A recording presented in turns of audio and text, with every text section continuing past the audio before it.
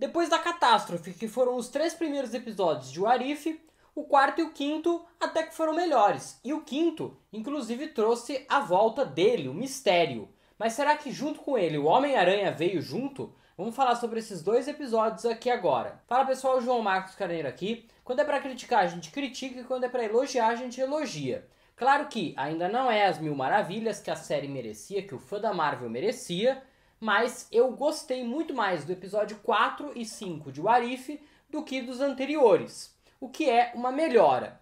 O quarto episódio a gente vai falar na segunda metade do vídeo. Ele é importante não pela ideia mirabolante que eles tiveram de como que o Howard, o Pato e a Darcy tiveram um filho. Essa ideia me dá constrangimento. Mas a personagem vai ser importante não só para a série, como para o futuro do universo cinematográfico da Marvel. Então fica até o final do vídeo para você entender isso daí. Porque ninguém está falando sobre isso, mas isso é muito importante da gente abordar para o futuro do UCM, um filme que a gente está esperando muito para 2025, ok? Mas vamos começar falando sobre ele, o Mistério, que voltou. E aí aqui, antes de elogiar, vamos fazer a crítica. O Jake Gyllenhaal não volta. É um mistério velho, então nem para dublar eles chamaram o Jake Gyllenhaal, ok? Outra crítica. Nesse episódio 5 também aparece o Visão Branco.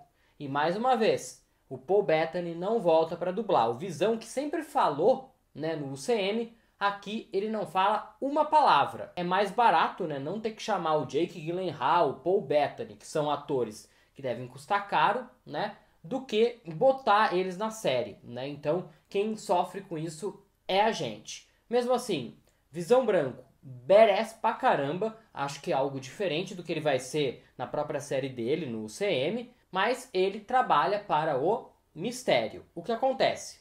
Nesse universo, o Celestial, lá o Tiamut, despertou antes que os Eternos pudessem fazer algo para evitar. Isso praticamente destruiu o planeta Terra e deixou ele em pedacinhos.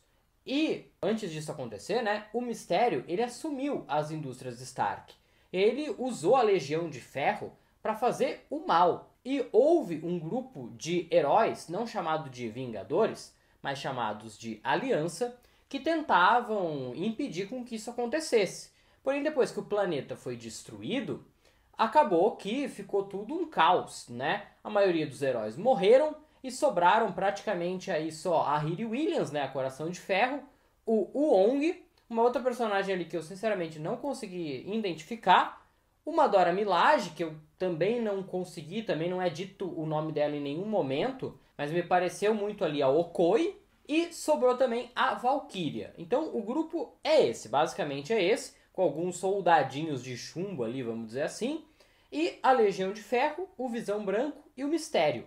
Só que o tempo passou e o Mistério tá mais velho, mas não só por causa disso, porque ele deixou todo o algoritmo, vamos dizer assim, dessa Legião de Ferro nele, e isso custou tempo de vida dele, né? Então, tipo, pra reter essas informações, ele fica com uma aparência bem velha, bem destruída mesmo, onde ele pode morrer a qualquer momento. A Riri Williams, ela é como se fosse a chave para conseguir destruir a Legião de Ferro e fazer com que o Mistério fosse derrotado. E isso fazer com que eles conseguissem dar pelo menos um último pingo de esperança para a pequena sociedade que ainda sobreviveu após essa destruição da Terra pelo Celestial. A Riri então consegue derrotar o Visão Branco e usa sua tecnologia para invadir a tecnologia do Mistério.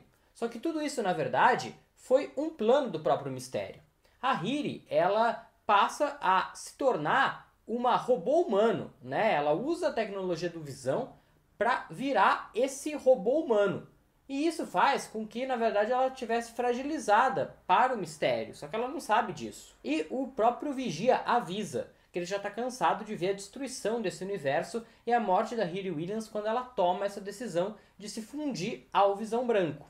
E aí o que acontece? Todos os outros heróis ali que eu citei, eles morrem, só sobra a Riri Williams contra o Mistério. Eis então que o Visão Branco decide intervir. E ele não pode intervir, lembra disso? Desde a primeira temporada ele fala disso. Mas ele sempre intervém, né? Quando ele começa a juntar os heróis, lá na primeira temporada, na segunda ele também faz a mesma coisa. E aqui, mais uma vez, ele intervém. Ele fala com a Riri Williams, manda ela resistir ao Mistério.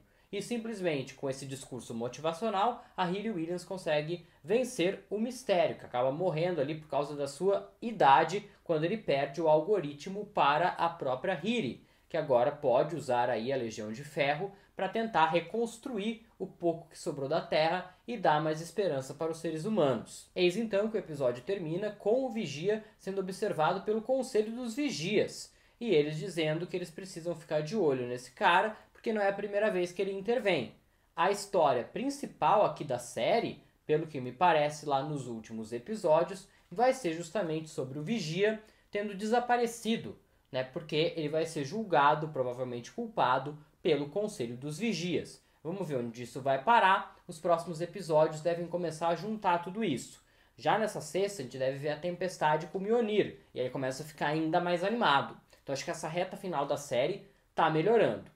Mas agora, antes da gente ir pro Howard Pato e a Darcy tendo um filho, você aí já se inscreve no canal para não perder essa reta final de What If, além, é claro, de algo que importa de verdade, que é o UCM, né? Que ano que vem tem um monte de série, há menos de um mês a gente vai ter o início da série do Homem-Aranha, que não apareceu aqui no episódio do Mistério, mas vai aparecer muito em breve aqui na tela do canal, com a gente falando semana após semana sobre a série do Homem-Aranha, o amigão da vizinhança. Então, para não perder nada de Miranha, para não perder nada da Marvel, com Capitão América 4 ano que vem, Quarteto Fantástico, Thunderbolts, né? Muito filme, muita série. Você fica de olho aqui no canal, então já fica inscrito e já deixa um like nesse vídeo se você está gostando aqui do conteúdo. Agora vamos falar sobre esse filho. Eu vou fazer uma meia-culpa aqui, tá? Eu acho a ideia constrangedora da gente pensar como que um pato, que é o Howard o Pato, e a Darcy, que é um ser humano, tiveram um filho. Como que esse filho é um ovo que saiu de dentro da Darcy? Porque é dito no episódio que ela teve o trabalho de parto de mais de 9 horas. Eu fiquei pensando em como isso é constrangedor. Mas eu vou fazer a meia-culpa porque, se isso fosse numa série do James Gunn, igual está sendo o Comando das Criaturas, a gente ia achar brilhante e mirabolante a ideia. Então, como é o Arif, é um diretor que ninguém sabe quem é, aí é porcaria. Ah, mas se fosse o James Gunn, aí era brilhante. Então acho que a gente tem que fazer essa meia-culpa aqui. No dia 24 de dezembro, aqui, véspera de Natal, eu fiz um vídeo aqui, não sei se você assistiu, né? Xingando a série, basicamente, né? Dizendo que era uma grande porcaria, aquilo que a gente estava vendo até aquele momento. Então também fazer uma meia-culpa quando a gente pode ver as coisas de uma outra maneira. Eu acho que melhorou um pouquinho, tá longe do que a gente merece, continuo fazendo as minhas críticas, mas se fosse o James Gunn a gente ia achar brilhante, né? Então, vamos também, né, olhar as coisas com mais cuidado, mais carinho e tal. Bom, tirando essas imagens constrangedoras que vêm à minha mente, só de ver o beijo do Howard Pato com a Darcy já é constrangedor. Imagina o resto. Então deixa quieto, vamos fingir que essa criança existe e porque ela vai ser importante para o futuro do CM. Não me pergunte como que eles vão transformar isso em live action, como que isso de fato vai fazer algum sentido, que universo que é esse, o que isso tem a ver com o filme que eu vou citar aqui agora. Mas assim, esse filho, que aqui nesse episódio apenas se tornou um bebê, ele ainda, provavelmente nos 2 últimos episódios, vai estar já em formato adulto. Como adulta, né, essa criança, que vai se tornar a personagem nova que a Marvel criou para essa temporada de What If e para o filme do Quarteto Fantástico estreia em julho de 2025, a gente tem aqui então a personagem chamada Bird. E ela é dublada aí pela Natasha Lyonne, que vai ser ela também vivida em Quarteto Fantástico First Steps, né? Primeiros Passos. Então a personagem vai, pela primeira vez, né, sair de What If e se tornar importante para um filme live action.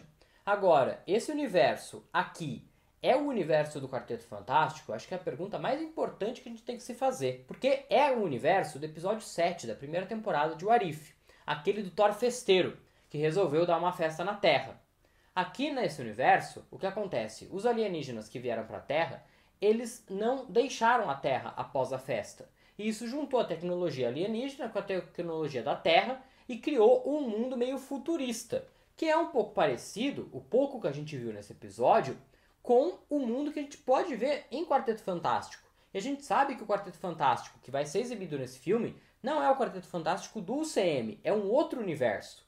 Então isso pode ter relação aqui. Isso pode explicar por que o filho do Howard Pato e da Darcy vai aparecer em Quarteto Fantástico, beleza? Então Então a Birthday, ela ainda vai se juntar aí a Kaori e também a Capitã Carter nos episódios finais de What If. E aí a gente vai conhecer um pouco mais da personagem antes de vê-la em live action. Mas o que eu mais gostei nesse episódio foi rever vários personagens interessantes do UCM. Então a gente tem, claro, o Nick Fury, o Coulson, mas aí eu posso ir mais além, né? Com o Dormammu aparecendo, o Caecilius lá de Doutor Estranho 1, os Elfos Negros, o Loki gigante de gelo do mesmo episódio 7 da primeira temporada de What If. A gente pode falar do Thanos e dos seus capangas, que aqui são patetas, né? Como o Thanos é sempre derrotado muito facilmente, digamos, diga-se de passagem, né? Em What If. E também os Zeus de Thor, Amor e Trovão. Vários personagens do UCM, da lore do UCM aparecendo. E isso pra mim é o que vale, sabe? Essa nostalgia que às vezes o What If consegue dar pra gente. Por exemplo, a temporada passada, 2, né, que já tinha sido abaixo, um dos melhores episódios na minha visão é aquele que aparece o Tony Stark correndo lá em Sakaar, né, numa corrida com a Valk, com a Gamora e tal, porque traz a nostalgia do Tony Stark, né? Então você ter essa nostalgia, pô, quando apareceu o Caecilius, eu realmente gostei, sabe? Eu me surpreendi, falei, caraca, que da hora. Apareceu o Dormammu, caramba, que bom. O Ver o Mistério aqui nesse episódio 5 também foi legal pra caramba. Então essa possibilidade de nostalgia pobre que a série pode nos dar e ainda nos dá um pouco de alegria, né? Apesar de vários erros e várias coisas estranhas que acontecem. Então, de uma maneira geral, acho que são 2 episódios que trazem algo novo, que trazem uma nostalgia, que trazem um negócio bacana, um pouco melhor do que estava sendo nos 3 primeiros episódios anteriores. Quando é pra falar mal, a gente fala, e quando eu sinto que tá na hora de falar um pouco melhor, a gente fala também. Fica ligado aqui porque amanhã vai ter o episódio da Tempestade, e a gente vai trazer tudo aqui pra vocês. Será que vai aparecer mais algum X-Men, mais algum mutante? Saiba tudo aqui com a gente, tá bom? Então fique inscrito com o sininho para não perder nada. Deixa o seu like nesse vídeo, foi um pouco mais longo, mas como a gente estava falando de 2 episódios com detalhes, é importante. E a gente volta a qualquer momento com mais conteúdo. Enquanto isso, aqui na tela tem a playlist completa de What If. Vem aqui ver a análise completa dos episódios anteriores também. E a minha crítica que eu fiz aí no dia 24 de dezembro, olha só que situação, 24 de dezembro tendo que falar mal de uma série. Pois é, agora a gente volta aqui para falar um pouco melhor. Então, fica de olho aqui no canal e a gente volta já já.